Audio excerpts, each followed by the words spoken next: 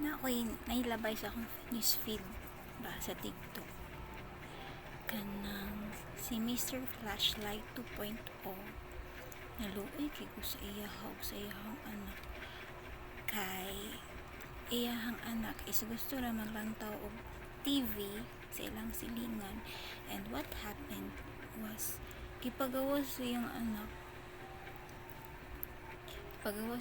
so naghilak yung anak kay wala man siya palantawa, gipagawas siya sa tagya sa balay. So what happened next is niadto ang papa sa iyang silingan, i-confront niya kay balitong nagpagawa sa iyang anak. Tignan na sila nga magpalit ko sila bag mga TV, di kay sigil lang sila og pananaw og TV sa silingan. It hurts, no? Kanang sakit kay siya paminawon nga nung nahitabo na nga gikawan niya ang bata nga makatanaw sa ilahang TV. Nanay kay gusto na bata pa ko kanang wala man mi TV, ay na mi TV pero black and white.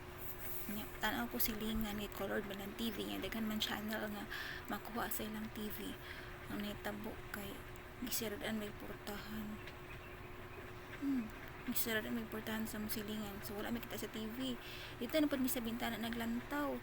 Gisirad na pod mi sa bintana. So what happened is wala na lang mi sa tagsa na mo kabalay kay daghan na mi ato mga bata nga gusto ta malantaw sa TV. Masama manggod nga TV ang makuha ra nga channel duha ra ka buok, whereas sila daghan. So magkagibok anak, so naluoy kay ko sa bata, no, dili lang tangin ana mga abugon ang bata. Uy kaayo gusto ra man ganto ang sumbi ko anak.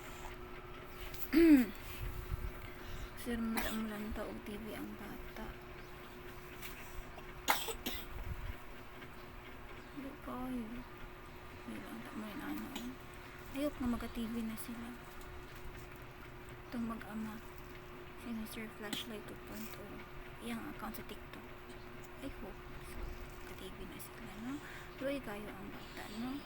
And I understand po sa papa na sakitan siya sa kibot sa iyang anak, and siguro na pa siguro rason tong tao nga nagipagawas yung bata, pero napaka-inconsiderate naman, no? Nga gusto ra matanaw sa bata o sabi dito kasi magipagawas, no? Like, ay